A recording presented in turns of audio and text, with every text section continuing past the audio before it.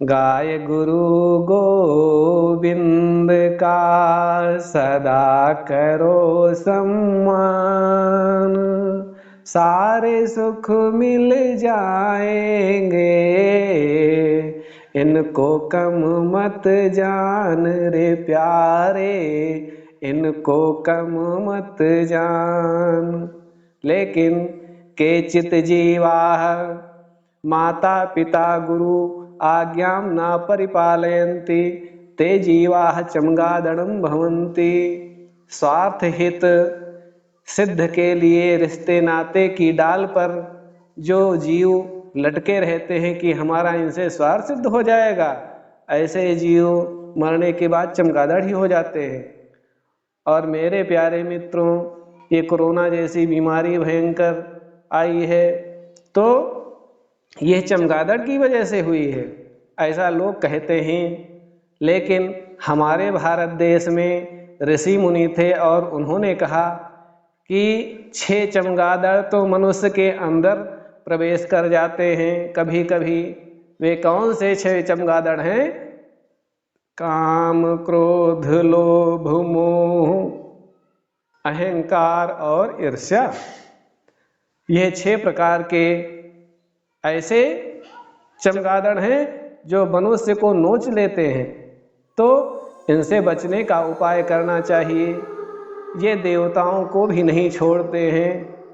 एक बार स्वर्ग के राजा इंद्र अपने स्वर्ग में सिंहासन पर बैठे हुए थे और उनकी सेवा में यक्ष, गंधर्व, किन्नर, नाचने वाले, अप्सराएं, ये सभी विद्यमान थे और अप्सराओं का नृत्य चल रहा था।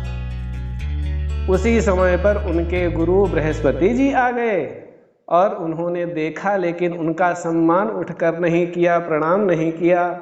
सभी ने प्रणाम किया लेकिन देवराज इंद्र ने प्रणाम नहीं किया। और यह जान करके कि मेरा शिष्य अभिमानी हो गया है, इसलिए शीघ्र ही वहां से गायब हो गए, यह सोच करके कि जब मेरा सम्मान ही नहीं तो इस जगह पर अब आना ठीक नहीं है। मेरे प्रिय भगवत भक्तों, इंद्र को दैत्यों के द्वारा आक्रमण का भय सताने लगा और शीघ्र ही उनको अपनी गलती का एहसास हुआ कि हमने गुरु की अवज्ञा की है।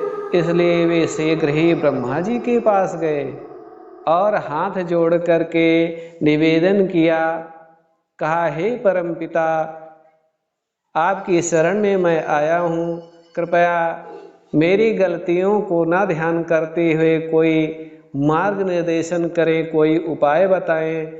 मेरे गुरु बृहस्पति जी नाराज हो गए हैं और यदि गुरु नहीं होंगे तो हमारी सुरक्षा ना हो सकेगी, इसलिए गुरुदेव के स्थान पर कोई गुरु तो होना ही चाहिए।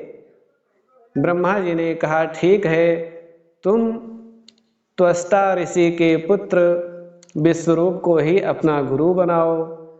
त्वष्टा ऋषि 12 आदित्यों में श्रेष्ठ हैं और उनके बेटे को अपना गुरु चुन लो।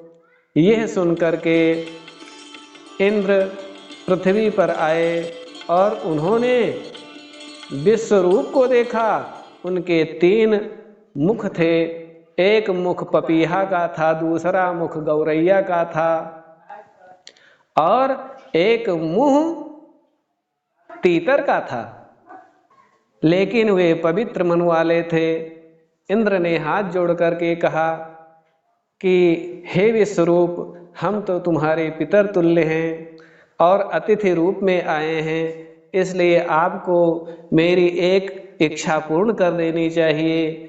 विश्वरूप ने कहा, मेरे द्वार पर आए हैं तो आपकी इच्छा अवश्य पूर्ण होगी, बताइए आपका क्या प्रयोजन है। इंद्र ने कहा, आप मेरे गुरु बन जाइए।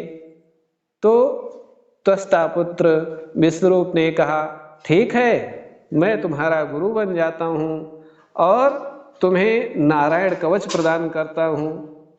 यह कह करके विश्वरूप ने उनको नारायण कवच प्रदान किया है और बाद में प्रसन्न होकर के वैष्णवी विद्या को भी प्रदान किया। इंद्र के गुरुजी विश्वरूप बड़े प्रेम से यज्ञ में कहते थे, इंद्राय स्वाहा, सोमाय स्वाहा, अग्नये स्वाहा, लेकिन एक बार चुपके से धीरे से कहते थे असुराय स्वाहा, क्योंकि वे किसी का भला नहीं चाहते थे। उनकी माता असुर कुल की थी, इसलिए असुराय स्वाहा बोल देते थे। यह बात जब इंद्र को पता चला तो उन्हें क्रोध लगा और क्रोध में आकर के वज्र से अपने गुरु का सिर काट डाला। वे तीनों सिर नीचे जमीन पर आ गिरे और उन्हें ब्रह्म हत्या लग गई, क्योंकि गुरुर ब्रह्मा गुरुर विष्णु गुरुर्देवो महेश्वरः गुरुर साक्षात परम ब्रह्म। तो परम ब्रह्म है तो गुरु, इसीलिए ब्रह्म हत्या लग गया। तो यह ब्रह्म हत्या ऐसे उनके आगे पीछे दौड़ता रहा कि इंद्र को निस्तेज बना दिया। जैसे कोरोना बीमारी भयंकर दौड़ती है, वैसे कोरोना की तरीके से वो ब्रह्म हत्या पीछा कर लिया और उनको खूब दौड़ाया, परेशान किया। इंद्र बहुत दुखी हुए तो निवेदन किया स्त्रियों से, तो स्त्रियों ने चौथाई हिस्सा ले लिया वो ब्रह्म हत्या का भाग। फिर जल को दिया, जल के बाद फिर पृथ्वी माता ने ले लिया है। पृथ्वी, जल, स्त्री और वृक्षों ने इंद्र के लगे हुए ब्रह्म हत्या को थोड़ा थोड़ा ले लिया और इंद्र मुक्त हुए उस ब्रह्म हत्या से। लेकिन उनका दुखों से पीछा नहीं छूटा। विश्वरूप के पिता त्वष्टा को जब यह पता चलता है तो उन्होंने एक भयंकर यज्ञ किया और कहा, हे शत्रुहंता प्रकट हो, हे शत्रुहंता प्रकट हो। इस तरीके से उन्होंने एक शत्रुहंता वृत्तासुर को प्रकट किया उस यज्ञ से और कहा, जाओ मेरे पुत्र को जिसने मारा है उसको तुम मार डालो। और वह वृत्तासुर इंद्र को निगल जाता है, अपने पेट में रख लेता है।